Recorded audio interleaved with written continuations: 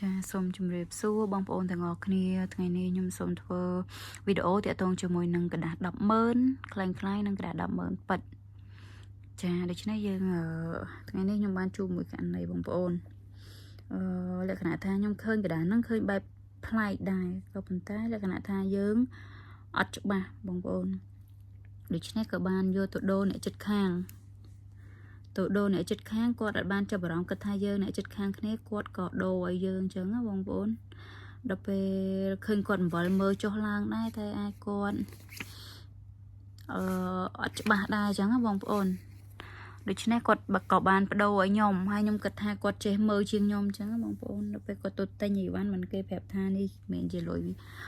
ប៉ិតរបស់យើងទេមិនគាត់យកមកដូរខ្ញុំវិញដូច្នេះខ្ញុំចង់ share កន្លែងចំណុចនេះមួយដែរបងប្អូនដូចថានៅពេលដែលមានភ្ញៀវគាត់មកទិញអីវ៉ាន់យើងហើយយើងឃើញលុយនេះសង្ស័យយើងអត់យើងគិតថាលុយនេះយើងស្ទាក់ស្ទើរថាមិនដឹងជាលុយប៉ិតឬក៏មិនមែនឬក៏មិនប៉ិតឬក៏យ៉ាងណាគឺយើងអាចឲ្យអ្នកដែលភ្ញៀវដែលគាត់មកទិញហ្នឹងគឺឲ្យគាត់ទៅដូរខ្លួនឯងគាត់ទទួលខុសត្រូវខ្លួនឯងបងប្អូនដូចរូបខ្ញុំចេះខ្ញុំទៅដូរឲ្យគេនឹកឃើញថាគេមកទិញអីវ៉ាន់យើងដូច្នេះដល់ពេលដែលយើងយកលុយនេះទៅដូរយើងជាអ្នកចិត្តខាងគ្នាពេលខ្លះគេចេះតែដូរឲ្យយើងគេអត់សូវបានចាប់អារម្មណ៍លុយអញ្ចឹងបងប្អូនហើយណាមួយយើងអ្នកចិត្តខាងគ្នាយើងស្គាល់គ្នាដូច្នេះយើងកំហុសយើងពួកអីយើងជាអ្នកកាន់លុយហ្នឹងដោយខ្លួនឯងដែលយកទៅដូរចឹងមានន័យថាយើងគឺជាអ្នកខុសដូច្នេះសូមបងប្អូនកុំយកគំរូតាមខ្ញុំហើយពេលខ្លះបងប្អូនអត់សូវបានចាប់អារម្មណ៍ត្រង់ចំណុចនេះអញ្ចឹងដូច្នេះសូមបងប្អូនបើសិនជាឃើញចំណុចបែបដូចខ្ញុំដែរទទួលលុយដែលសង្ស័យហើយសូមឲ្យអ្នកដែលគាត់យកមកហ្នឹងឲ្យគាត់យកទៅបដូរដោយខ្លួនឯងណាបងប្អូនចាហើយមួយទៀតខ្ញុំចង់shareឲ្យបងប្អូនមើលថាពេលខ្លះយើងមើលចំណុចណាដែលយើងគិតថាលុយពិតឬក៏មិនពិតពេលខ្លះយើងមើលមួយផ្លែតគឺឃើញវាដូចគ្នាមែន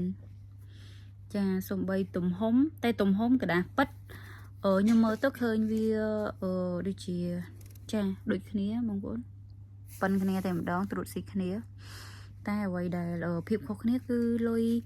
ពិតចំណាំងផ្លាតមានកระดาษ 100000លើនេះបងប្អូនចា100000ហើយមានអក្សរអង់គ្លេសនោះដូចជា NBC ទូចមិនដឹងថាបងប្អូនមើលឃើញអត់ទេមាន NBC នៅក្នុងនេះហើយមានអក្សរ real ហើយមានបែបឆ្លាក់ចម្លាក់រូបផ្កាបងប្អូនតែលុយคล้ายមាន NBC ដូចគ្នាតែអត់សូវច្បាស់ទេហើយតែតូនចំណាំងផ្លាតនេះគឺត្រង់ស្លូតែម្ដងគ្មានរូបចម្លាក់ផ្កាឬក៏មាន100000អីឆ្លៃក្នុងនេះអត់គឺអត់មានទាំងអស់ហើយត្រង់ចំណុចនេះមួយទៀតបងប្អូន100000លុយคล้ายអត់មានទេចាហើយកន្លែងអក្សរព្រះចៅក្រុងកម្ពុជាមានដូចគ្នាក៏ប៉ុន្តែលុយពិតគឺឃើញច្បាស់ជាងចាហើយចំណុចនេះគឺឃើញខៀវទាំងអស់ហ្មងបងប្អូនចាខាងនេះមានចំណុចសខ្លាខៀវបើយើងស្ទាបទៅក្រៀតបងប្អូនបើសិនជាបងប្អូនបកកាយស្ទាបយើងស្ទាបទៅឃើញមានក្រៀតមានបែបក្រៀតហើយកដាស់គឺបែបរៀងរងលុយយើងប៉ិតដែរបងប្អូនតែបើកដាស់คล้ายស្ទាបទៅកដាស់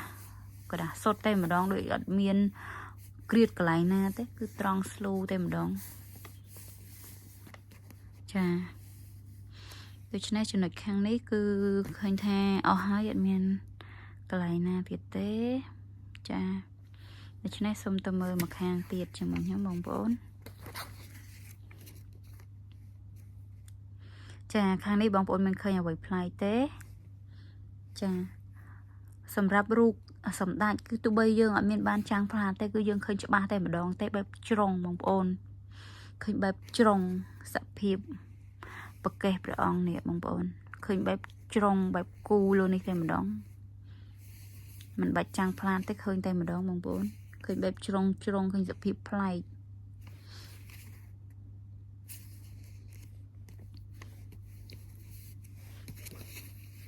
តែបើលុយយើងប៉ិតតើតែដូចជាមិនឃើញទេបងប្អូនលុយប៉ិតគឺចាំងផ្លាតក៏អត់ឃើញអ្នកធម្មតាក៏មើលអត់ឃើញតែសភាពលុយคล้าย đang thà bong ôn mơ khơi chỉ bảo tế nhom thọtแบบนี้ ចាអត់ចាំងផ្លាតទេបងប្អូនគឺមើលឃើញតែម្ដងឃើញបែបជ្រុងចាដូច្នេះវីដេអូនេះគឺមានតែប៉ុណ្ណេះទេបងប្អូនចាខ្ញុំធ្វើវីដេអូនេះដើម្បីឲ្យបងប្អូនចាប់អារម្មណ៍នៅលុយកដាស់ 100000 ដែលអក្សរខ្មែរគេសេ100,000 រៀលចាដើម្បីកុំឲ្យខុសដូចខ្ញុំវគ្គនេះខ្ញុំខុសពីតង់បងប្អូនខ្ញុំលក់អីវ៉ាន់ជូនភ្ញៀវហើយបាត់នៅអីវ៉ាន់ខាតនៅអីវ៉ាន់មួយមុខហើយ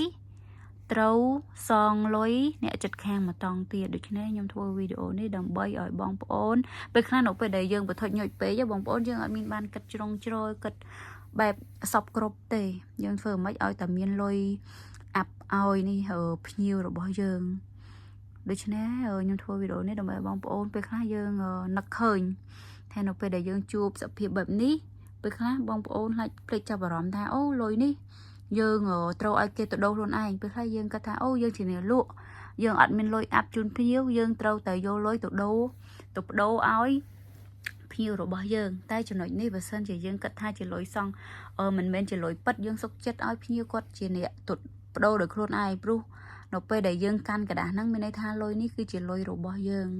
ដូច្នេះគឺយើងគឺជាអ្នកខុសចាដូចរូបខ្ញុំនេះផ្ទាល់ខាត2តង់បងប្អូនខាតទី1គឺខាតអីវ៉ាន់ខាតទី2គឺលុយអាប់ចាហើយទី3គឺយើងត្រូវ